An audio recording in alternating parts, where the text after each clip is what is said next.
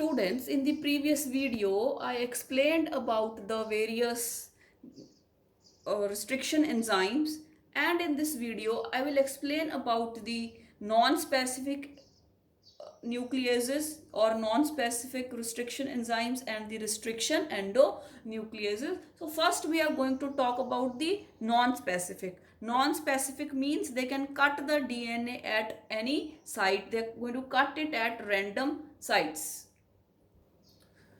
So the non-specific endonucleases, they cut both the strands of the DNA. Suppose ਆ ਦੋ strands ਹੈ DNA ਦੇ, ਠੀਕ ਹੈ ਇਹਨੂੰ ਇੱਕ vertical line ਦੇ ਵਿੱਚ ਇਸ ਤਰ੍ਹਾਂ ਕੱਟ ਦਿੰਦੇ ਹੈ ਤਾਂ ਕਿ ਕੋਈ ਵੀ single stranded piece ਨਾ ਬਚਣ। ਮਤਲਬ they make the cut at a vertical line। ਜਿਵੇਂ ਆ ਡੀਐਨਏ ਸੀ, ਡੀਐਨਏ ਦੇ ਬੇਸ ਪੇਅਰਸ ਮੈਂ ਲਿਖੇ ਹੋਏ ਸੀਕੁਐਂਸ ਦਿਖਾਇਆ GATATC CTATAG। This is the 5 prime 3 prime 3 prime 5 prime. ਤਾਂ ਜੇ ਆਪਾਂ ਜਿਹੜੇ ਨॉन ਸਪੈਸੀਫਿਕ ਐਂਡੋਨਿਊਕਲੀਏजेस ਹੈ ਉਹ ਕਿਸ ਤਰ੍ਹਾਂ ਕੱਟਣਗੇ, ਆ ਗ੍ਰੀਨ ਵਰਟੀਕਲ ਲਾਈਨ ਮੈਂ ਦਿਖਾਈ ਹੈ। ਤਾਂ ਜਿਹੜੇ 3 ਬੇਸ ਪੇਅਰਸ ਇੱਧਰ ਰਹਿ ਗਏ, 3 ਇੱਧਰ, ਇਹਨਾਂ ਦੇ ਕੰਪਲੀਮੈਂਟਰੀ 3 ਇੱਧਰ ਰਹਿ ਗਏ, 3 ਇੱਧਰ ਆ ਗਏ। ਇਸ ਤਰ੍ਹਾਂ ਦਾ ਜਿਹੜਾ ਡੀਐਨਏ ਆਪਣੇ ਕੋਲੇ ਬਣ ਗਿਆ, ਮਤਲਬ ਇਸ ਤਰ੍ਹਾਂ ਦਾ ਸੈਗਮੈਂਟ ਸੀਕੁਐਂਸ ਬਣ ਗਿਆ। GATCTA ਆ ਅੱਡ ਹੋ ਗਏ ਇੱਥੋਂ ਵਰਟੀਕਲ ਲਾਈਨ ਨਾਲ, ਤੇ ਆ ਅਲੱਗ ਹੋ ਗਏ। ਠੀਕ ਹੈ, ਜਦੋਂ ਇਹ ਬੇਟੇ ਅਲੱਗ ਹੁੰਦੇ ਆ ਤਾਂ ਤੁਸੀਂ ਦੇਖ ਸਕਦੇ ਹੋ ਕਿ ਕੋਈ ਵੀ ਹਾਈਡਰੋਜਨ ਬੌਂਡ ਨਹੀਂ ਟੁੱਟਿਆ। ਕਿ ਇਸ ਤਰ੍ਹਾਂ ਕੱਟ ਕੀਤਾ ਮੈਂ, ਇਸ ਤਰ੍ਹਾਂ ਕੱਟ ਕੀਤਾ। ਹੁਣ ਆਪਾਂ ਨੂੰ ਪਤਾ ਜਿਹੜੇ ਕੰਪਲੀਮੈਂਟਰੀ ਬੇਸ ਪੇਅਰਸ ਹੁੰਦੇ ਉਹਨਾਂ ਦੇ ਵਿਚਾਲੇ ਹਾਈਡਰੋਜਨ ਬੌਂਡਸ ਹੁੰਦੇ ਆ, ਪਰ ਮੈਂ ਐਂ ਤਾਂ ਕੱਟ ਕੀਤਾ ਹੀ ਨਹੀਂ। ਇਸ ਤਰੀਕੇ ਨਾਲ ਤਾਂ ਮੈਂ ਕੱਟ ਕੀਤਾ ਹੀ ਨਹੀਂ। ਆਈ ਹੈਵ ਨਾਟ ਕੱਟ ਇਟ ਲਾਈਕ ਦਿਸ। ਤਾਂ ਕੋਈ ਵੀ ਹਾਈਡਰੋਜਨ ਬੌਂਡਸ ਨਹੀਂ ਟੁੱਟੇ। ਤਾਂ ਜਦੋਂ ਬੇਟੇ ਕੋਈ ਵੀ ਹਾਈਡਰੋਜਨ ਬੌਂਡਸ ਨਹੀਂ ਟੁੱਟਦੇ ਤਾਂ ਜਦੋਂ ਜਿਹੜਾ ਡੀਐਨਏ ਉਹਨੂੰ ਆਪਾਂ ਵਰਟੀਕਲ ਲਾਈਨ ਦੇ ਵਿੱਚ ਕੱਟ ਕਰਦੇ ਹਾਂ ਤਾਂ ਆਪਾਂ ਕਹਿੰਦੇ ਆ ਜਿਹੜੇ ਐਂਡਸ ਹੈ they are the blunt ends. ਠੀਕ ਹੈ, ਬਲੰਟ ਐਂਡਸ ਦਾ ਮਤਲਬ ਕਿ ਕੋਈ ਵੀ ਸਿੰਗਲ ਸਟ੍ਰੈਂਡਡ ਸੀਕੁਐਂਸ ਨਹੀਂ। ਠੀਕ ਹੈ, ਜੇ ਮੈਂ ਸਪੋਜ਼ ਐਂ ਕੱਟ ਦਿਆਂ ਵੀ ਮੈਂ ਇੱਥੋਂ ਆ ਤਾਂ ਐਂ ਕੱਟ ਲਿਆ, ਇੱਥੋਂ ਐਂ ਵੀ ਕੱਟ ਲੈਂਦੀ ਤਾਂ ਆ ਸੀ ਜਿਹੜੀ ਹੈ ਇਹ ਅਲੱਗ ਹੋ ਜਾਂਦੀ, ਤਾਂ ਆ ਜੀ ਇਕੱਲੀ ਰਹਿ ਜਾਂਦੀ, ਤਾਂ ਸਿੰਗਲ ਸਟ੍ਰੈਂਡਡ ਰਹਿ ਜਾਂਦਾ, ਆ ਸੀ ਅੱਡ ਕਰ ਦਿੰਦੇ। ਠੀਕ ਹੈ, ਫਿਰ ਜਿਹੜੇ ਸੀਗੇ ਫਿਰ ਆਪਾਂ ਨਹੀਂ ਕਹਿ ਸਕਦੇ ਬਲੰਟ ਐਂਡਸ ਬਣੇ ਹੈ। ਠੀਕ ਹੈ, ਬਲੰਟ ਐਂਡਸ ਬਣਦੇ ਆ ਜਦੋਂ ਕੋਈ ਵੀ ਸਿੰਗਲ ਸਟ੍ਰੈਂਡਡ ਸੀਕੁਐਂਸ ਨਹੀਂ ਬਣਦਾ। ਰਾਈਟ, ਜਦੋਂ ਆਪਾਂ ਵਰਟੀਕਲ ਲਾਈਨ ਦੇ ਵਿੱਚ ਡੀਐਨਏ ਨੂੰ ਕੱਟ ਕਰਦੇ ਆ ਤਾਂ ਜਿਹੜੇ ਐਂਜ਼ਾਈਮਸ ਕੱਟ ਕਰਦੇ ਉਹਨਾਂ ਨੂੰ ਕਹਿੰਦੇ ਆ ਨॉन ਸਪੈਸੀਫਿਕ ਐਂਡੋਨਿਊਕਲੀਏजेस। ਤੇ ਦੋਨੋਂ ਸਟ੍ਰੈਂਡਸ, ਇੱਕ ਆ ਸਟ੍ਰੈਂਡ ਸੀ ਇੱਕ ਆ ਸਟ੍ਰੈਂਡ ਸੀ, ਦੋਨੋਂ ਸਟ੍ਰੈਂਡਸ ਨੂੰ ਕੱਟ ਕਰਤਾ and blunt ends are formed. So these are called the non-specific endonucleases। ਇਹ ਜਿਹੜੇ ਐਂਡੋਨਿਊਕਲੀਏजेस ਹੈ ਇਹਨਾਂ ਦੀ ਐਗਜ਼ਾਮਪਲ ਹੈ EcoR5। ਠੀਕ ਹੈ, EcoR5, EcoR2, SMA1। ਠੀਕ ਹੈ, ਈਕੋ ਮੀਨਸ ਇਸ਼ਰਿਸ਼ਚੀਆ ਕੋਲਾਈ, ਈ ਕੋਲਾਈ ਬੈਕਟੀਰੀਆ ਤੋਂ ਆਇਆ। ਉਹ ਆਪਾਂ ਅੱਗੇ ਡਿਸਕਸ ਕਰਦੇ ਹਾਂ ਕਿ ਇਹਨਾਂ ਦੀ ਕਿਵੇਂ ਨੋਮਨਕਲੇਚਰ ਕਰਦੇ। ਠੀਕ ਹੈ, ਤੇ ਬੇਟੇ HIND2। ਠੀਕ ਹੈ, it is the first restriction endonuclease. ਸਭ ਤੋਂ ਪਹਿਲਾਂ ਜਿਹੜਾ ਰਿਸਟ੍ਰਿਕਸ਼ਨ ਐਂਡੋਨਿਊਕਲੀਏਸ ਆਈਸੋਲੇਟ ਕੀਤਾ ਗਿਆ, ਠੀਕ ਹੈ, ਦੈਟ ਇਜ਼ ਦੀ HIND2। ਠੀਕ ਹੈ, it recognizes the sequences and generate fragments with blunt ends। blunt ends ਬਣਦੇ ਹੈ ਕਿਉਂਕਿ ਹਾਈਡਰੋਜਨ ਬੌਂਡਸ ਹੈ ਜਿਹੜੇ ਉਹ ਨਹੀਂ ਟੁੱਟਦੇ। ਆਪਾਂ ਨੂੰ ਪਤਾ ਹੈ ਜਦੋਂ ਹਾਈਡਰੋਜਨ ਬੌਂਡਸ ਟੁੱਟਦੇ ਆ ਤਾਂ ਸਟਿੱਕੀ ਹੁੰਦੇ ਆ। ਠੀਕ ਹੈ, ਤਾਂ ਹੁਣ ਜਦੋਂ ਹਾਈਡਰੋਜਨ ਬੌਂਡਸ ਟੁੱਟੇ ਨਹੀਂ ਤਾਂ ਸਟਿੱਕੀਨੈਸ ਨਹੀਂ ਹੈਗੀ, so we call it as blunt ends. ਤੇ ਜਿਹੜੇ ਬਲੰਟ ਐਂਡਸ ਹੁੰਦੇ ਆ ਇਹਨਾਂ ਨੂੰ ਹੋਰ ਕਿਸੇ ਸੀਕੁਐਂਸ ਨਾਲ ਜੋੜਨਾ ਬਹੁਤ ਮੁਸ਼ਕਿਲ ਹੁੰਦਾ ਹੈ ਬਿਕੋਜ਼ ਇਹ ਸਟਿੱਕੀ ਨਹੀਂ ਹਨ। ਆ ਤੁਸੀਂ ਦੇਖ ਸਕਦੇ ਹੋ ਬੇਟੇ। ਠੀਕ ਹੈ, ਮੋਲੀਕਿਊਲਰ ਸੀਜ਼ਰ ਦਿਖਾਈ ਹੈ। ਮੋਲੀਕਿਊਲਰ ਸੀਜ਼ਰ ਕਿਹਨੂੰ ਕਿਹਾ, ਰਿਸਟ੍ਰਿਕਸ਼ਨ ਐਂਜ਼ਾਈਮਸ ਨੂੰ। ਤੇ ਇੱਥੇ ਰਿਸਟ੍ਰਿਕਸ਼ਨ ਐਂਜ਼ਾਈਮ ਕਿਹੜਾ ਯੂਜ਼ ਕਰ ਰਹੇ ਆ, EcoR5, ਜਿਹੜਾ ਮੈਂ ਆਲਰੇਡੀ ਦੱਸਿਆ ਤੁਹਾਨੂੰ, EcoR5।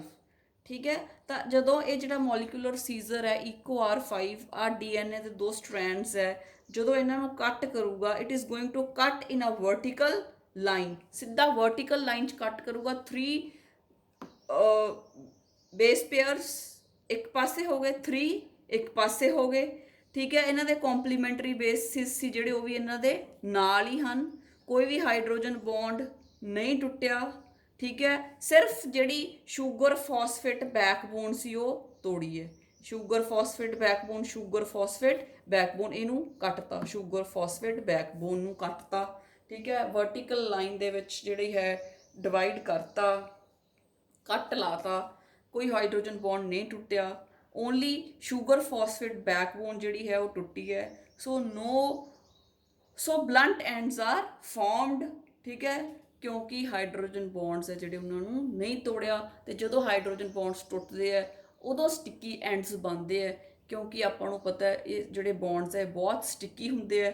ਜਦੋਂ ਆਪਾਂ ਰੈਪਲੀਕੇਸ਼ਨ ਕੀਤੀ ਸੀ DNA ਦੀ, ਉਦੋਂ ਮੈਂ ਐਕਸਪਲੇਨ ਕੀਤਾ ਸੀ ਕਿ ਕਿਵੇਂ ਜਿਹੜੇ ਐਂਜ਼ਾਈਮਸ ਹੈ ਉਹ ਇਹਨਾਂ ਨੂੰ ਸਟਿੱਕੀ ਐਂਡਸ ਨੂੰ ਇੱਕ ਦੂਜੇ ਦੇ ਨਾਲ ਸਟਿਕ ਕਰਨ ਤੋਂ ਰੋਕਦੇ ਹੈ। Next students, we have the second type of the endonucleases. Non-specific ਆਪਾਂ ਕਰ ਲਿਆ। Now we have to study about the restriction endonucleases. These are highly specific. Restriction endonucleases cut DNA at specific sites. ਜਿਹੜੀ ਜਗ੍ਹਾ ਤੇ restriction endonucleases RE ਹੈ ਜਿਹੜੇ ਉਹ DNA ਨੂੰ ਕੱਟ ਕਰਦੇ ਆ, ਉਹਨਾਂ ਉਸ ਸਾਈਟ ਨੂੰ ਕਹਿੰਦੇ ਆ recognition sequences. recognition sequences. ਹਰ ਇੱਕ ਜਿਹੜਾ restriction ਜਿਹੜਾ ਹੈ ਨਿਊਕਲੀਏਜ਼ ਹੈ, restriction endonuclease enzyme ਹੈ, ਠੀਕ ਹੈ, ਹਰ ਕਿਸੇ ਦਾ ਅਲੱਗ recognition sequence ਹੁੰਦਾ ਹੈ। So that is called the palindromic sequence. So I mean to say that every bacteria have a specific restriction endonuclease.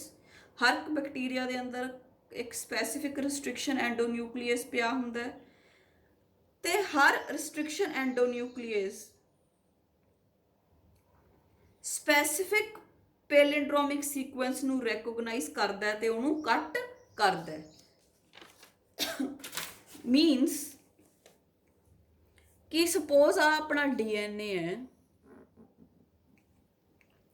ਜਿਹੜੇ restriction endonucleases है ये किसी particular जगह ते ही कट करते हैं, उस particular site ਨੂੰ ਕਹਿੰਦੇ ਆ recognition sequence, ठीक है।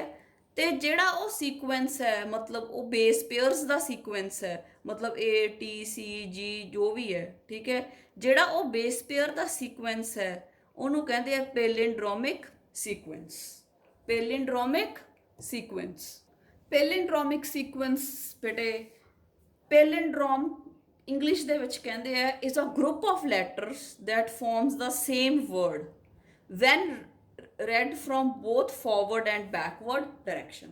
मतलब इंग्लिश ਦੇ ਵਿੱਚ ਪੈਲਿੰਡਰੋਮ ਦਾ ਮਤਲਬ ਹੈ ਵੀ ਇੱਕ ਗਰੁੱਪ ਆਫ ਲੈਟਰਸ ਜਿਨ੍ਹਾਂ ਨੂੰ ਚਾਹੇ ਸੱਜਿਓਂ ਪੜ੍ਹ ਲਓ ਫਿਰ ਵੀ ਉਵੇਂ ਉਹੀ ਅੱਖਰ ਬਣੂਗਾ, ਜੇ ਖੱਬਿਓਂ ਪੜ੍ਹ ਲਾਂਗੇ ਉਹੀ, ਚਾਹੇ ਫਾਰਵਰਡ ਪੜ੍ਹ ਲਓ ਚਾਹੇ ਬੈਕਵਰਡ। ਜਿਵੇਂ ਇੱਕ ਪੈਲਿੰਡਰੋਮ ਹੈ ਮਲਿਆਲਮ, ਦੇਖੋ ਇੱਧਰੋਂ ਮੈਂ ਪੜ੍ਹਨ ਲੱਗੂੰਗੀ MALAYALAM, ਇੱਧਰੋਂ ਪੜ੍ਹਨ ਲੱਗੂੰਗੀ ਫਿਰ ਵੀ MALAYA, ਠੀਕ ਹੈ। ਜਿਵੇਂ ਹੈ ਮੈਡਮ MADAM, ਇੱਧਰੋਂ ਪੜ੍ਹਿਆ MADAM, ਮੋਮ ਇੱਧਰੋਂ ਪੜ੍ਹਿਆ ਫਿਰ ਵੀ MOM ਹੈ, ਇੱਧਰੋਂ ਪੜ੍ਹਿਆ ਫਿਰ ਵੀ MOM ਹੈ। So these are the group dad DAD, ਦੋਨੇ ਪਾਸੋਂ ਪੜ੍ਹੋ। ਮਤਲਬ ਜਿਹੜੇ ਲੈਟਰਸ ਕਿਸੇ ਮਰਜ਼ੀ ਪਾਸਿਓਂ ਫਾਰਵਰਡ ਜਾਂ ਬੈਕਵਰਡ ਡਾਇਰੈਕਸ਼ਨ ਚੋਂ ਜਿਨ੍ਹਾਂ ਨੂੰ ਆਪਾਂ ਪੜ੍ਹੀਏ ਤੇ ਉਹ ਸੇਮ ਹੀ ਹੋਣ, they are called as a palindrome. ਤੇ ਮੋਲੀਕਿਊਲਸ ਦੇ ਵਿੱਚ ਸੀਕੁਐਂਸਿਸ ਹੈ, DNA ਦੇ ਉੱਤੇ ਸੀਕੁਐਂਸਿਸ ਲੱਗੇ ਹੈ। ਜਿਵੇਂ ਸਪੋਜ਼ ਆਪਣੇ ਕੋਲੇ ਆਹ ਸੀਕੁਐਂਸ ਹੈ GAATTC, ਆ ਇੱਧਰ 5 ਪ੍ਰਾਈਮ ਇੱਧਰ 3 ਪ੍ਰਾਈਮ, ਠੀਕ ਹੈ, GAATTC। ਇਹਦਾ ਕੰਪਲੀਮੈਂਟਰੀ ਕੀ ਹੋ ਗਿਆ GAATTC, ਸਮਝ ਆਈ। ਇੱਧਰੋਂ ਪੜਿਆ 5 to 3 ਪ੍ਰਾਈਮ ਪੜਿਆ ਫਿਰ ਵੀ GAATTC, ਠੀਕ ਹੈ। ਇੱਧਰੋਂ 5 to 3 ਪੜਾਂਗੇ ਫਿਰ ਵੀ GAATTC। ਜਿਹੜੇ ਇਸ ਤਰ੍ਹਾਂ ਦੇ ਸੀਕੁਐਂਸ ਹੁੰਦੇ ਆ, ਠੀਕ ਹੈ, ਉਹਨਾਂ ਨੂੰ ਕਹਿੰਦੇ ਆ ਪੈਲਿੰਡਰੋਮਿਕ sequences. In palindromic region, the two strands of the DNA possess the same base sequences but in opposite fashion. ਕਹਿੰਦਾ base sequence same ਹੈ ਪਰ in the opposite direction, ਠੀਕ ਹੈ। ਇਹਦੀ ਡਾਇਰੈਕਸ਼ਨ ਇੱਧਰ ਨੂੰ ਸੀ ਤੇ ਇਹਦੀ ਡਾਇਰੈਕਸ਼ਨ ਇੱਧਰ ਨੂੰ ਹੈ, ਪਰ ਜਿਹੜਾ ਸੀਕੁਐਂਸ ਆ ਉਹ ਸੇਮ ਹੈ but in opposite fashion, that is 5 to 3 prime and 3 to 5 prime direction. So such sequences ਜਿਨ੍ਹਾਂ ਦੇ ਵਿੱਚ base sequence same ਹੈ but in a opposite direction, they are called as palindromic sequences. ਤਾਂ ਜਿਹੜੇ restriction ਐਂਡੋਨਿਊਕਲੀਅਸ ਹੁੰਦੇ ਆ ਬੇਟੇ, ਉਹ ਡੀਐਨਏ ਨੂੰ ਕਿਤੋਂ ਵੀ ਨਹੀਂ ਕੱਟਦੇ, ਸਿਰਫ ਜਿੱਥੇ ਪੈਲਿੰਡਰੋਮਿਕ ਰੀਜਨ ਹੋਊਗਾ, ਜਿੱਥੇ ਪੈਲਿੰਡਰੋਮਿਕ ਸੀਕੁਐਂਸ ਹੋਊਗਾ, ਉੱਥੋਂ ਹੀ ਕੱਟ ਕਰਦੇ ਆ। ਦੇ ਆਰ ਗੋਇੰਗ ਟੂ ਕੱਟ ਇਟ, ਜਿੱਥੇ ਉਹਨਾਂ ਨੂੰ ਦਿਸ ਗਿਆ ਵੀ ਆ ਪੈਲਿੰਡਰੋਮਿਕ ਸੀਕੁਐਂਸ ਪਿਆ, ਉੱਥੋਂ ਕੱਟ ਕਰਨਾ ਸ਼ੁਰੂ ਕਰਦੇ ਆ। ਤਾਂ ਬਹੁਤ ਸਾਰੇ ਰਿਸਟ੍ਰਿਕਸ਼ਨ ਐਂਡੋਨਿਊਕਲੀਅਸਿਸ ਹੈ ਤੇ ਹਰ ਰਿਸਟ੍ਰਿਕਸ਼ਨ ਐਂਡੋਨਿਊਕਲੀਅਸ ਦੀ ਇੱਕ ਸਪੈਸੀਫਿਕ ਸਾਈਟ, ਇੱਕ ਸਪੈਸੀਫਿਕ ਰੈਕੋਗਨੀਸ਼ਨ ਸੀਕੁਐਂਸ ਹੁੰਦਾ ਹੈ, ਸਪੈਸੀਫਿਕ ਪੈਲਿੰਡਰੋਮਿਕ ਜਿਹੜੀ ਹੈ ਰੀਜਨ ਉਹ ਹੁੰਦੀ ਹੈ। ਸੋ ਬੇਟੇ ਰਿਸਟ੍ਰਿਕਸ਼ਨ ਐਂਡੋਨਿਊਕਲੀਅਸ ਰੈਕੋਗਨਾਈਜ਼ ਅ ਸਪੈਸੀਫਿਕ ਡੀਐਨਏ ਸੀਕੁਐਂਸ। ਇਹਦੀ ਆਪਾਂ ਇੱਕ ਐਗਜ਼ਾਮਪਲ ਕਰਦੇ ਹਾਂ, EcoR1, this is the name of the restriction endonuclease, ਇੱਕ restriction endonuclease ਹੈ ਤੇ ਆਪਾਂ ਕਿਹਾ ਕਿ ਇਹ ਪੈਲਿੰਡਰੋਮਿਕ ਸੀਕੁਐਂਸ ਤੋਂ ਹੀ ਕੱਟਦੇ ਹੈ, ਠੀਕ ਹੈ। ਇੱਕ ਜਿਹੜਾ ਰਿਸਟ੍ਰਿਕਸ਼ਨ ਐਂਡੋਨਿਊਕਲੀਅਸ ਹੈ EcoR1 ਤੇ ਦੂਸਰਾ ਮੈਂ ਲਿਆ HIND3, HIND3। ਤਾਂ ਜਿਹੜਾ EcoR1 ਹੈ ਇਹਦਾ ਜਿਹੜਾ ਸੀਕੁਐਂਸ ਆ ਉਹ ਹੈਗਾ ਜੀ, ਜਿਹਨੂੰ ਇਹ ਰੈਕੋਗਨਾਈਜ਼ ਕਰਕੇ ਕੱਟੂਗਾ ਉਹ ਹੈਗਾ GAATTC, CTTAAG। ਤੇ HIND3 ਦਾ ਜਿਹੜਾ ਸੀਕੁਐਂਸ ਹੈ ਜਿਹਨੂੰ ਇਹ ਕੱਟੂਗਾ ਉਹ ਹੈਗਾ AAGCTT, TTCGAA। ਤਾਂ ਕਹਿਣ ਦਾ ਭਾਵ ਇਹ ਹੈ ਕਿ ਹਰ ਇੱਕ ਰਿਸਟ੍ਰਿਕਸ਼ਨ ਐਂਡੋਨਿਊਕਲੀਅਸ ਇੱਕ ਸਪੈਸੀਫਿਕ ਪੈਲਿੰਡਰੋਮਿਕ ਸੀਕੁਐਂਸ ਨੂੰ ਹੀ ਕੱਟਦਾ ਹੈ। ਇੱਕ ਰਿਸਟ੍ਰਿਕਸ਼ਨ ਐਂਡੋਨਿਊਕਲੀਅਸ ਇਹ ਸੀ, ਇਹ ਇਸ ਵਾਲੇ ਪੈਲਿੰਡਰੋਮਿਕ ਸੀਕੁਐਂਸ ਨੂੰ ਕੱਟੂਗਾ। ਜਿਹੜਾ ਆਹ ਵਾਲਾ ਸੀ HIND3, ਇਹ ਇਸ ਵਾਲੇ ਰੈਕੋਗਨੀਸ਼ਨ ਸੀਕੁਐਂਸ ਨੂੰ ਕੱਟੂਗਾ। ਇਹਨੂੰ ਨਹੀਂ ਕੱਟਦਾ, ਨਾ HIND3 ਇਸ ਨੂੰ ਕੱਟੇ। ਤਾਂ for every restriction endonuclease there is a specific sequence, there is a specific palindromic sequence. ਜਿਵੇਂ EcoR1 ਹੈ, it recognises a sequence that is 6 base pairs long. ਜਿੱਥੇ 6 ਬੇਸ ਪੇਅਰ ਲੌਂਗ ਸੀਕੁਐਂਸ ਪਿਆ GAATTC ਆਹ ਵਾਲਾ ਪਿਆ, ਇਹ ਉਹਨੂੰ ਕੱਟ ਦੂਗਾ। ਕਿਸ ਤਰ੍ਹਾਂ ਕੱਟੂਗਾ? ਇਸ ਤਰ੍ਹਾਂ, ਜਿਵੇਂ ਮੈਂ ਰੈੱਡ ਲਾਈਨ ਦਿਖਾਇਆ। ਤਾਂ ਤੁਸੀਂ ਦੇਖ ਸਕਦੇ ਹੋ A ਤੇ T ਦੇ ਵਿੱਚ ਹਾਈਡਰੋਜਨ ਬੌਂਡ ਟੁੱਟ ਗਿਆ, A ਤੇ T ਦੇ ਵਿੱਚ ਹਾਈਡਰੋਜਨ ਬੌਂਡ ਟੁੱਟ ਗਿਆ, T ਤੇ A ਦੇ ਵਿੱਚ, T ਤੇ A ਦੇ ਵਿੱਚ। ਇੱਧਰ ਵੀ ਤੁਸੀਂ ਦੇਖ ਸਕਦੇ ਹੋ A ਤੇ T ਦੇ ਵਿੱਚ ਹਾਈਡਰੋਜਨ ਬੌਂਡ ਟੁੱਟ ਗਿਆ, G ਤੇ C, C ਤੇ G, T ਤੇ A। ਪਹਿਲਾਂ ਆਪਾਂ ਦੇਖਿਆ ਸੀ ਜਿਹੜੇ ਨੌਨ ਸਪੈਸੀਫਿਕ ਸੀ ਉਹਨਾਂ ਦੇ ਵਿੱਚ ਹਾਈਡਰੋਜਨ ਬੌਂਡਸ ਨਹੀਂ ਟੁੱਟਦੇ, ਸਿਰਫ ਇੱਕ ਵਰਟੀਕਲ ਲਾਈਨ ਦੇ ਨਾਲ ਜਿਹੜੇ ਸ਼ੂਗਰ ਫਾਸਫੇਟ ਬੈਕਬੋਨ ਹੈ ਉਹ ਟੁੱਟਦੀ ਹੈ, ਤਾਂ ਉੱਥੇ ਬਲੰਟ ਐਂਡਸ ਬਣਦੇ ਆ। ਇੱਥੇ ਜਿਹੜਾ ਹੈ ਹਾਈਡਰੋਜਨ ਬੌਂਡਸ ਸੀ ਜਿਹੜੇ, ਠੀਕ ਹੈ, ਉਹ ਟੁੱਟੇ ਹੈ। 2 ਹਾਈਡਰੋਜਨ ਬੌਂਡਸ A ਤੇ T ਦੇ ਵਿੱਚ, 3 G ਤੇ C ਦੇ ਵਿੱਚ, ਇਹ ਟੁੱਟੇ ਹੈ। ਤਾਂ ਇਸ ਕਰਕੇ ਜਦੋਂ ਇਹ ਜਿਹੜਾ ਸਟ੍ਰੈਂਡਸ ਹੈ ਅਲੱਗ-ਅਲੱਗ ਹੁੰਦੇ ਆ ਤਾਂ ਸਟਿਕੀ ਐਂਡਸ ਪ੍ਰੋਡਿਊਸ ਹੁੰਦੇ ਆ। So this is the diagram to show the sticky ends. So a molecular scissor ਸੀ, ਇਹਦਾ ਨਾਮ ਸੀ EcoR1 and it is a restriction endonuclease which is specific, ਇੱਕ ਸਪੈਸੀਫਿਕ ਸੀਕੁਐਂਸ ਨੂੰ, ਪੈਲਿੰਡਰੋਮਿਕ ਸੀਕੁਐਂਸ ਨੂੰ identify ਕਰੂਗੀ। ਉਹ ਸੀਕੁਐਂਸ ਹੈਗਾ GAATTC, CTTAAG। ਉੱਥੇ ਕੱਟ ਕਰੂਗੀ। ਕਿਸ ਤਰ੍ਹਾਂ ਕੱਟ ਕਰੂਗੀ? ਇਸ ਤਰ੍ਹਾਂ ਕੱਟ ਕਰੂਗੀ। ਤਾਂ ਤੁਸੀਂ ਦੇਖ ਸਕਦੇ ਹੋ ਕਿ ਜਦੋਂ ਇਸ ਤਰ੍ਹਾਂ ਕੱਟ ਕੀਤਾ ਤਾਂ ਹਾਈਡਰੋਜਨ ਬੌਂਡਸ ਟੁੱਟ ਗਏ, ਠੀਕ ਹੈ, ਤਾਂ ਸਟਿਕੀ ਐਂਡਸ ਪ੍ਰੋਡਿਊਸ ਹੋ ਗਏ because the hydrogen bonds R sticky. ਉਹ ਵਾਰ-ਵਾਰ ਇੱਕ ਦੂਜੇ ਦੇ ਕੋਲ ਆਉਣ ਦੀ ਕੋਸ਼ਿਸ਼ ਕਰਦੇ ਆ। ਤਾਂ G ਤੇ C ਤਾਂ ਇਕੱਠੇ ਰਹਿ ਗਏ, A ਤੇ T ਸੀ ਜਿਹੜੇ ਉਹ ਅਲੱਗ-ਅਲੱਗ ਹੋ ਗਏ। ATT ਉੱਪਰਲਾ ਜਿਹੜਾ ਇਹ ਇੱਧਰ ਚਲਾ ਗਿਆ ਤੇ ਜਿਹੜਾ ਨੀਚੇ ਵਾਲਾ ਸੀ TTAA ਇਹ ਇਕੱਲਾ ਇੱਧਰ ਰਹਿ ਗਿਆ, ਠੀਕ ਹੈ। ਇਹ ਸਿੰਗਲ ਸਟ੍ਰੈਂਡਡ DNA ਬਣ ਗਿਆ। ਹੁਣ ਵੀ ਸਿੰਗਲ ਸਟ੍ਰੈਂਡਡ ਬਣ ਗਿਆ, ਵੀ ਸਿੰਗਲ ਸਟ੍ਰੈਂਡਡ ਬਣ ਗਿਆ।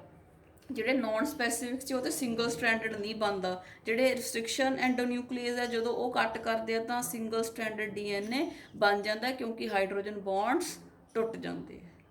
ਸੋ this is the difference between the blunt ends and the sticky ends. ਜਦੋਂ ਬੇਟੇ ਸਟਿੱਕੀ ਐਂਡਸ ਬਣ ਜਾਂਦੇ ਆ ਨਾ ਉਦੋਂ ਪ੍ਰੋਸੈਸ ਅੱਗੇ ਕਰਨਾ ਬਹੁਤ ਸੌਖਾ ਹੁੰਦਾ ਕਿਉਂਕਿ ਸਟਿੱਕੀ ਐਂਡਸ ਦੇ ਨਾਲ ਕੋਈ ਬਾਹਰਲਾ ਡੀਐਨਏ ਜੋੜਨਾ ਹੈ ਤਾਂ ਬਹੁਤ ਈਜ਼ੀਲੀ ਜੁੜ ਜੂਗਾ ਕਿਉਂਕਿ ਉਹ ਈਜ਼ੀਲੀ ਸਟਿਕ ਕਰ ਜੂਗਾ। ਬਲੰਟ ਐਂਡਸ ਤੇ ਕੋਈ ਹੋਰ ਫੋਰਨ ਜੀਨ ਜਾਂ ਫੋਰਨ ਡੀਐਨਏ ਜੋੜਨਾ ਈਜ਼ੀ ਨਹੀਂ ਹੁੰਦਾ, ਬਟ ਸਟਿੱਕੀ ਐਂਡਸ ਜਦੋਂ ਪ੍ਰੋਡਿਊਸ ਹੁੰਦੇ ਆ ਉਦੋਂ ਫੋਰਨ ਜੀਨ ਨੂੰ ਨਾਲ ਜੋੜਨਾ ਇਜ਼ very easy.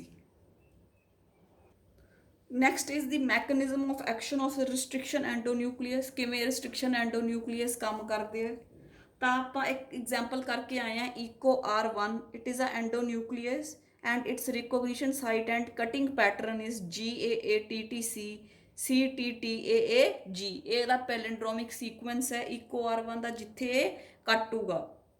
ਤਾਂ ਆਪਾਂ ਕੀ ਕਰਾਂਗੇ, ਆ ਆਪਣੇ ਕੋਲੇ ਫੋਰਨ ਡੀਐਨਏ ਸੀ, ਆ ਆਪਣੇ ਕੋਲੇ ਵੈਕਟਰ ਡੀਐਨਏ ਹੈ। ਫੋਰਨ ਡੀਐਨਏ ਮਤਲਬ ਆਪਾਂ ਹਿਊਮਨ ਡੀਐਨਏ ਲਿਆ, ਉਹਦੇ ਚੋਂ ਆਪਾਂ ਜੀਨ ਆਫ ਇੰਟਰਸਟ ਕੱਢਿਆ। ਵੈਕਟਰ ਡੀਐਨਏ ਮਤਲਬ ਪਲਾਜ਼ਮਿਡ, ਠੀਕ ਹੈ। ਤਾਂ ਆਪਾਂ ਮੈਂ ਤੁਹਾਨੂੰ ਦੱਸਿਆ ਜਿਵੇਂ ਕਿ ਜੇ ਆਪਾਂ ਪੂਰਾ ਡੀਐਨਏ ਉਹ ਚੋਂ ਆਪਾਂ ਥੋੜਾ ਜਿਹਾ ਇਨਸੂਲਿਨ ਵਾਲਾ ਜੀਨ ਕੱਢਣਾ ਹੈ ਤੇ ਫਿਰ ਉਹਨੂੰ ਵੈਕਟਰ ਡੀਐਨਏ ਚ ਪਾਉਣਾ ਤਾਂ ਵੈਕਟਰ ਡੀਐਨਏ ਨੂੰ ਵੀ ਥੋੜਾ ਜਿਹਾ ਕੱਟ ਕਰਨਾ ਪਊਗਾ ਜਿੱਥੇ ਆਪਾਂ ਜੀਨ ਆਫ ਇੰਟਰਸਟ ਫਿੱਟ ਕਰਾਂਗੇ, ਠੀਕ ਹੈ। ਤਾਂ ਬੇਟੇ ਵੈਕਟਰ ਡੀਐਨਏ ਨੂੰ ਵੀ ਤੇ ਫੋਰਨ ਡੀਐਨਏ ਨੂੰ ਵੀ ਸੇਮ ਤਰ੍ਹਾਂ ਦੇ ਰਿਸਟ੍ਰਿਕਸ਼ਨ ਐਂਡੋਨਿਊਕਲੀਏਜ਼ ਨਾਲ ਕੱਟ ਕਰ ਦਿੱਤਾ ਜਾਂਦਾ ਹੈ ਤਾਂ ਕਿ ਇੱਕੋ ਜਿਹੇ ਸਟਿੱਕੀ ਐਂਡਸ ਪ੍ਰੋਡਿਊਸ ਹੋ ਸਕਣ, ਰਾਈਟ। ਤਾਂ ਈਜ਼ੀਲੀ ਉਹ ਫਿੱਟ ਹੋ ਜੇ। ਤਾਂ ਜਿਹੜਾ EcoR1 ਇੰਜ਼ਾਈਮ ਹੈ it cuts both the DNA strands at the same site. ਦੋਨੋਂ ਡੀਐਨਏ ਦੇ ਸਟ੍ਰੈਂਡਸ, ਇੱਕ ਵੈਕਟਰ ਦਾ ਡੀਐਨਏ ਇੱਕ ਫੋਰਨ ਦਾ ਡੀਐਨਏ, ਉਹਨਾਂ ਨੂੰ ਕੱਟ ਕਰ ਦਿੰਦਾ। ਆਪਾਂ ਨੂੰ ਪਤਾ ਇਹਦਾ ਰਿਕੋਗਨੀਸ਼ਨ ਸੀਕੁਐਂਸ ਕੀ ਹੈ, G ਤੇ A ਦੇ ਵਿੱਚੋਂ ਇਹ ਕੱਟਦਾ ਜਿੱਥੇ G ਤੇ A ਹੈ, ਇੱਥੇ A ਤੇ G ਹੈ, G ਤੇ A ਹੈ ਤੇ A ਹੈ। ਆ ਮੈਂ ਗ੍ਰੀਨ ਪਾਰਟ ਨਾਲ ਦਿਖਾਇਆ ਤੇ ਰੈੱਡ, ਬਲੈਕ ਤੇ ਯੈਲੋ। ਹੁਣ ਆਪਾਂ ਦੇਖ ਸਕਦੇ ਹਾਂ ਕਿ ਇੱਥੋਂ ਜਦੋਂ ਨਿਊਕਲੀਅਸ ਨੇ ਕੱਟਿਆ ਤਾਂ ਇਹਦਾ ਗ੍ਰੀਨ ਪਾਰਟ ਅਲੱਗ ਹੋ ਗਿਆ ਤੇ ਇਹਦਾ ਜਿਹੜਾ ਯੈਲੋ ਪਾਰਟ ਸੀ ਉਹ ਅਲੱਗ ਹੋ ਗਿਆ। ਆਪਾਂ ਬਲੈਕ ਪਾਰਟ ਜਿਹੜਾ ਹੈਗਾ ਉਹ ਚਾਹੀਦਾ ਆਪਾਂ ਨੂੰ। ਇਹ ਇਨਸੂਲਿਨ ਵਾਲਾ ਜੀਨ ਹੈ ਜਿਹੜਾ ਬਲੈਕ ਪਾਰਟ ਹੈ, ਠੀਕ ਹੈ, ਜਾਂ ਜੀਨ ਆਫ ਇੰਟਰਸਟ ਹੈ। ਇਸ ਜੀਨ ਆਫ ਇੰਟਰਸਟ ਨੂੰ ਆਪਾਂ ਪਲਾਜ਼ਮਿਡ ਦੇ ਵਿੱਚ ਪਾ ਰਹੇ ਹਾਂ, ਠੀਕ ਹੈ। ਤਾਂ ਪਲਾਜ਼ਮਿਡ ਦਾ ਜਿਹੜਾ ਗ੍ਰੀਨ ਪੋਰਸ਼ਨ ਸੀ ਆਪਾਂ ਕੱਢਤਾ ਤੇ ਜਿਹੜਾ ਇਹਦਾ ਬਲੈਕ ਪੋਰਸ਼ਨ ਸੀ ਇਹ ਇਹਦੀ ਜਗ੍ਹਾ ਤੇ ਇੱਥੇ ਜਾ ਕੇ ਫਿੱਟ ਕਰਤਾ। ਤਾਂ ਦੇਖੋ ਅੱਧਾ ਮੇਰੇ ਕੋਲੇ ਪਲਾਜ਼ਮਿਡ ਆ ਗਿਆ, ਪਲਾਜ਼ਮਿਡ ਦਾ ਡੀਐਨਏ ਆ ਗਿਆ ਤੇ ਅੱਧਾ ਹਿਊਮਨ ਡੀਐਨਏ ਜਿਹੜਾ ਇਨਸੂਲਿਨ ਦਾ ਜੀਨ ਸੀ ਜਾਂ ਜੀਨ ਆਫ ਇੰਟਰਸਟ ਸੀ ਉਹ ਆ ਗਿਆ। ਜੋੜਨਾ ਸੌਖਾ ਸੀ ਕਿਉਂਕਿ ਸਟਿੱਕੀ ਐਂਡਸ ਬਣੇ ਸੀ, ਕਿਉਂਕਿ ਆਪਾਂ ਰਿਸਟ੍ਰਿਕਸ਼ਨ ਐਂਡੋਨਿਊਕਲੀਏਸਿਸ ਦੀ ਹੈਲਪ ਦੇ ਨਾਲ ਇਹਨੂੰ ਤੋੜਿਆ ਸੀ। ਤਾਂ ਦੇਖੋ ਮੇਰੇ ਕੋਲੇ ਰਿਕੰਬੀਨੈਂਟ ਡੀਐਨਏ ਆ ਗਿਆ, ਉਹ ਡੀਐਨਏ ਜਿਹਦੇ ਵਿੱਚ ਕੁਝ ਪਾਰਟ ਹੈ ਜਿਹੜਾ ਉਹ ਵੈਕਟਰ ਦਾ ਤੇ ਕੁਝ ਪਾਰਟ ਹੈ ਜਿਹੜਾ ਉਹ ਫੋਰਨ ਡੀਐਨਏ ਦਾ ਹੈ। ਤਾਂ ਐਂ ਬੇਟੇ ਸਟਿੱਕੀ ਐਂਡਸ ਪ੍ਰੋਡਿਊਸ ਕਰਕੇ ਸੇਮ ਰਿਸਟ੍ਰਿਕਸ਼ਨ ਐਂਡੋਨਿਊਕਲੀਅਸ ਨਾਲ ਜੇ ਤੋੜਾਂਗੇ, ਦੋਨਾਂ ਨੂੰ ਕੱਟ ਕਰਾਂਗੇ, ਫੇਰ ਹੀ ਸਟਿੱਕੀ ਐਂਡਸ ਬਣਨਗੇ, ਫੇਰ ਹੀ ਇਹ ਈਜ਼ੀਲੀ ਇੱਕ ਦੂਜੇ ਦੇ ਵਿੱਚ ਫਿੱਟ ਹੋਣਗੇ। ਫਿੱਟ ਫੇਰ ਹੀ ਹੋਣਗੇ, ਜਿਵੇਂ ਜ਼ਿਪ ਹੁੰਦੀ ਹੈ ਇੱਕ ਦੂਜੇ ਦੇ ਵਿੱਚ ਫਿੱਟ ਹੋ ਜਾਂਦੀ ਹੈ ਜਿਵੇਂ ਹੀ ਆਪਾਂ ਜ਼ਿਪ ਨੂੰ ਬੰਦ ਕਰਨਾ ਸ਼ੁਰੂ ਕਰਦੇ ਹਾਂ, ਉੱਦਾਂ ਹੀ ਇਹ ਬੇਟੇ ਫੇਰ ਇੱਕ ਦੂਜੇ ਦੇ ਨਾਲ ਫਿੱਟ ਹੋਣਗੇ ਅਗਰ ਆਪਾਂ ਇਹਨਾਂ ਨੂੰ ਸੇਮ ਰਿਸਟ੍ਰਿਕਸ਼ਨ ਐਂਡੋਨਿਊਕਲੀਏਜ਼ ਨਾਲ ਤੋੜਿਆ। ਹੁਣ ਵੈਕਟਰ ਨੂੰ ਵੀ EcoR1 ਨਾਲ ਤੋੜਾਂਗੇ, ਫੋਰਨ ਡੀਐਨਏ ਨੂੰ ਵੀ EcoR1 ਨਾਲ ਹੀ ਤੋੜਾਂਗੇ। ਇਹ ਨਹੀਂ ਕਿ ਵੈਕਟਰ ਨੂੰ EcoR1 ਨਾਲ ਤੋੜ ਲਓ ਤੇ ਜਿਹੜਾ ਫੋਰਨ ਜੀਨ ਹੈ ਉਹਨੂੰ ਜਿਵੇਂ HIND3 ਨਾਲ ਜਾਂ ਹੋਰ ਕਿਸੇ ਵੀ ਇੰਜ਼ਾਈਮ ਨਾਲ ਕਰ ਲਓ। ਫਿਰ ਬੇਟੇ ਇਹਨਾਂ ਦੀ ਜਿਓਮੈਟਰੀ ਜਿਵੇਂ ਟਾਈਪਸ ਮੈਚ ਨਹੀਂ ਕਰਨੀ, ਫਿਰ ਇਹਨਾਂ ਦੇ ਸਟਿੱਕੀ ਐਂਡਸ ਇੱਕੋ ਜਿਹੇ ਨਹੀਂ ਬਣਨੇ, ਫਿਰ ਇਹ ਜੁਆਇਨ ਨਹੀਂ ਹੋਣੇ ਤੇ ਰਿਕੰਬੀਨੈਂਟ ਡੀਐਨਏ ਨਹੀਂ ਬਣਨਾ। ਸੋ we will cut the vector DNA and the foreign DNA with the help of the same restriction endonuclease to produce sticky ends. ਹੁਣ ਆਪਾਂ ਨੂੰ ਆ ਆਪਾਂ ਨੂੰ ਯੈਲੋ ਪਾਰਟ ਨਹੀਂ ਚਾਹੀਦਾ ਸੀ, ਡੀਐਨਏ ਤਾਂ ਬਹੁਤ ਵੱਡਾ ਹੈ, ਉਹਦਾ ਯੈਲੋ ਪਾਰਟ ਆਪਾਂ ਨੂੰ ਨਹੀਂ ਚਾਹੀਦਾ ਸੀ, ਆਪਾਂ ਨੂੰ ਆ ਬਲੈਕ ਪਾਰਟ ਚਾਹੀਦਾ ਸੀ। ਇਹਦੇ 'ਚ ਆਪਣਾ ਇਨਸੂਲਿਨ ਦਾ ਜੀਨ ਪਿਆ, ਆਪਾਂ ਨੂੰ ਸਿਰਫ ਇੰਨਾ ਚਾਹੀਦਾ ਸੀ। ਇਹਨੂੰ ਆਪਾਂ ਬੈਕਟੀਰੀਆ ਦੇ ਵਿੱਚ ਪਾਤਾ, ਪਲਾਜ਼ਮਿਡ ਦੇ ਵਿੱਚ ਪਾਤਾ ਤਾਂ ਕਿ ਇਹਦੀਆਂ ਬਹੁਤ ਸਾਰੀ ਕਾਪੀਜ਼ ਬਣ ਸਕਣ। ਹੁਣ ਆਪਣੇ ਕੋਲ ਇੱਕ ਕਾਪੀ ਬਣ ਗਈ, ਉਸ ਤੋਂ ਬਾਅਦ ਜਿਵੇਂ ਜਿਵੇਂ ਬੈਕਟੀਰੀਆ ਅੱਗੇ ਡਿਵਾਈਡ ਕਰੂਗਾ ਤਾਂ ਆਪਣੇ ਕੋਲ ਇਹਦੀਆਂ ਬਹੁਤ ਸਾਰੀਆਂ ਕਾਪੀਜ਼ ਬਣ ਜਾਣਗੀਆਂ। ਤਾਂ ਜੇ ਆਪਾਂ ਇਹਦਾ ਬਲੈਕ ਪਾਰਟ ਫਿੱਟ ਕਰਨਾ ਸੀ ਤੇ ਇਹਦਾ ਵੀ ਆਪਾਂ ਨੂੰ ਕੁਛ ਤਾਂ ਰਿਮੂਵ ਕਰਨਾ ਹੀ ਪਊਗਾ, ਤਾਂ ਆਪਾਂ ਗ੍ਰੀਨ ਪਾਰਟ ਨੂੰ ਰਿਮੂਵ ਕਰਤਾ। ਠੀਕ ਹੈ, ਤਾਂ ਹੀ ਹੋ ਸਕਿਆ ਜੇ ਆਪਾਂ ਇੱਕੋ ਤਰ੍ਹਾਂ ਦਾ ਰੈਸਟ੍ਰਿਕਸ਼ਨ ਐਂਡੋਨਿਊਕਲੀਏਜ਼ ਯੂਜ਼ ਕੀਤਾ। Next is the naming of the restriction enzymes. ਜਿਵੇਂ ਆਪਾਂ ਕਹਿੰਦੇ ਈਕੋ R1, HIND2, HIND3, ਮੈਂ ਡਿਫਰੈਂਟ ਐਂਜ਼ਾਈਮਸ ਦੇ ਨਾਮ ਲੈ ਰਹੀ ਹਾਂ, ਈਕੋ R5, ਤਾਂ ਇਹਨਾਂ ਨੂੰ ਨਾਮ ਕਿਵੇਂ ਦਿੰਦੇ ਆ, ਨੋਮਨਕਲੇਚਰ ਕਿਵੇਂ ਕਰਦੇ ਆ। ਤਾਂ ਜਿਵੇਂ ਆਪਾਂ ਦੋ ਐਗਜ਼ਾਮਪਲਸ ਲੈ ਲੈਂਦੇ ਹਾਂ, ਜਿਵੇਂ ਈਕੋ R1 HIND2। ਬੇਟੇ ਜਿਹੜਾ ਈ ਹੈ ਇਹ ਆਇਆ ਐਸਰਿਸ਼ਚੀਆ ਤੋਂ, CO ਆਇਆ ਕੋਲਾਈ ਤੋਂ। ਮਤਲਬ ਜਿਹੜਾ ਫਸਟ ਲੈਟਰ ਹੁੰਦਾ ਉਹ ਜੀਨਸ ਤੋਂ ਆਉਂਦਾ ਹੈ, ਜਿਹੜੇ ਅਗਲੇ ਦੋ ਹੈ ਉਹ ਸਪੀਸ਼ੀਜ਼ ਤੋਂ ਆਏ ਹੈ। ਠੀਕ ਹੈ, R ਆਇਆ ਸਟ੍ਰੇਨ ਤੋਂ। ਜਿਵੇਂ ਹਿਊਮਨ ਬੀਇੰਗਸ ਹੈ ਜਿਹੜੇ ਏਸ਼ੀਆ 'ਚ ਰਹਿੰਦੇ ਆ ਉਹਨਾਂ ਨੂੰ ਏਸ਼ੀਆਟਿਕ ਕਹਿੰਦੇ ਆ, ਤੇ ਜਿਹੜੇ ਠੰਡੇ ਇਲਾਕਿਆਂ 'ਚ ਅੰਗਰੇਜ਼ ਹੈ ਜਿਵੇਂ ਟਾਈਪਸ ਉਹਨਾਂ ਨੂੰ ਕਾਕੇਸ਼ੀਅਨਸ ਕਹਿੰਦੇ ਆ। ਠੀਕ ਹੈ, ਨੀਗਰੋ, ਜਿਵੇਂ ਹਿਊਮਨ ਬੀਇੰਗਸ ਦੀਆਂ ਅੱਗੇ ਟਾਈਪਸ ਉਵੇਂ ਬੈਕਟੀਰੀਆ ਦੇ ਅੱਗੇ ਟਾਈਪਸ ਹੈ ਉਹਨਾਂ ਨੂੰ ਕਹਿੰਦੇ ਆ ਸਟ੍ਰੇਨ। ਤਾਂ R ਵਰਡ ਆਇਆ ਫਰੋਮ ਦਾ ਸਟ੍ਰੇਨ। ਤੇ I ਹੈ ਜਿਹੜਾ ਬੇਟੇ 1 ਹੈ, sorry this is the Roman number 1 first ਜਿਹਨੂੰ ਆਪਾਂ ਕਹਿੰਦੇ ਆ। ਠੀਕ ਹੈ, ਰੋਮਨ ਨੰਬਰ ਨਾਲ ਜਿਹੜਾ ਲਾਸਟ ਹੈ ਉਹਨੂੰ ਆਪਾਂ ਰੋਮਨ ਨੰਬਰ ਨਾਲ ਡੋਨੇਟ ਕਰਦੇ ਹਾਂ। ਤੇ ਇਹ ਇਨ ਦਾ order in which the enzyme were isolated from the strain of the bacteria, ਵੀ ਸਭ ਤੋਂ ਪਹਿਲਾਂ ਆਈਸੋਲੇਟ ਹੋਇਆ ਸੀ। ਠੀਕ ਹੈ, ਜਦੋਂ ਈਕੋ R1 ਚੋਂ ਕੀਤਾ ਤਾਂ ਫਸਟ ਹੈ। ਜਿਹੜਾ ਦੂਜੇ ਨੰਬਰ ਤੇ ਆਇਆ ਉਹਨੂੰ ਈਕੋ R2 ਕਹਿੰਦੇ ਆ। ਮੈਂ ਈਕੋ R5 ਦੀ ਐਗਜ਼ਾਮਪਲ ਦਿੱਤੀ ਸੀ ਕਿਉਂਕਿ that was the 5th in the order the enzyme were isolated from the stain of the bacteria. This is the first in the order of identification। ਜਿਹਦੇ ਇੱਥੇ 5 ਹੋਊਗਾ that is 5th in the order of identification ਹੋਊਗਾ, ਉਹ ਵੀ Eco R5 Escherichia coli ਦਾ R strain but 5th in order of identification। same is H ਆਇਆ Haemophilus ਤੋਂ jeans ਤੋਂ, IN ਆਇਆ ਸਪੀਸ਼ੀਜ਼ ਤੋਂ ਇਨਫਲੂਐਂਜ਼ਾ ਤੋਂ, D comes from the strain, 2 comes from second in order of identification। ਜੇ ਇੱਥੇ HIND3 ਦੀ ਗੱਲ ਕਰਾਂਗੇ ਤਾਂ third in order of identification। so this is how the restriction enzymes they are nomenclature, ਉਹਨਾਂ ਦਾ ਹੁੰਦਾ, ਉਹਨਾਂ ਦੀ ਨਾਮਕਰਨ ਹੁੰਦਾ। ਸੋ ਬੇਟੇ this was all about the restriction enzymes. ਉਹਨਾਂ ਦੀ ਨੇਮਿੰਗ ਕਰਾਤੀ ਮੈਂ, ਮੈਕਨਿਜ਼ਮ ਕਰਾਤਾ ਆਫ ਐਕਸ਼ਨ, ਕਿ ਕਿਸ ਤਰ੍ਹਾਂ ਉਹ ਡਾਈਜੈਸ਼ਨ ਕਰਦੇ ਹੈ, ਕਿਸ ਤਰ੍ਹਾਂ ਉਹ ਸਟਿੱਕੀ ਐਂਡਸ ਪ੍ਰੋਡਿਊਸ ਕਰਦੇ ਹੈ, ਜਿਹੜੇ ਨੋਨ ਸਪੈਸੀਫਿਕ ਆ ਉਹ ਬਲੰਟ ਐਂਡਸ ਪ੍ਰੋਡਿਊਸ ਕਰਦੇ ਆ ਕਿਉਂਕਿ ਹਾਈਡਰੋਜਨ ਬੌਂਡਸ ਨਹੀਂ ਟੁੱਟਦੇ। ਸੋ ਇਸ ਰਿਸਟ੍ਰਿਕਸ਼ਨ ਐਂਜ਼ਾਈਮਸ ਨੂੰ ਯੂਜ਼ ਕਰਕੇ ਆਪਾਂ ਫੋਰਨ ਜਿਹੜਾ ਹੈ ਜੀਨ ਹੈ ਜਾਂ ਜੀਨ ਆਫ ਇੰਟਰਸਟ ਹੈ ਉਹਨੂੰ ਕੱਢ ਲੈਂਦੇ ਹਾਂ, ਤੇ ਇਸੇ ਰਿਸਟ੍ਰਿਕਸ਼ਨ ਐਂਜ਼ਾਈਮ ਨਾਲ ਆਪਾਂ ਵੈਕਟਰ DNA ਨੂੰ ਤੋੜ ਲੈਂਦੇ ਹਾਂ ਤਾਂ ਕਿ ਜਿਹੜਾ ਆਪਣਾ ਫੋਰਨ ਜੀਨ ਹੈ ਉਹ ਵੈਕਟਰ DNA ਦੇ ਵਿੱਚ ਜਿਵੇਂ ਪਲਾਜ਼ਮਿਡ ਦੇ ਵਿੱਚ ਫਿੱਟ ਹੋ ਸਕੇ। So in the next video I am going to discuss about the second tool that is the cloning vector।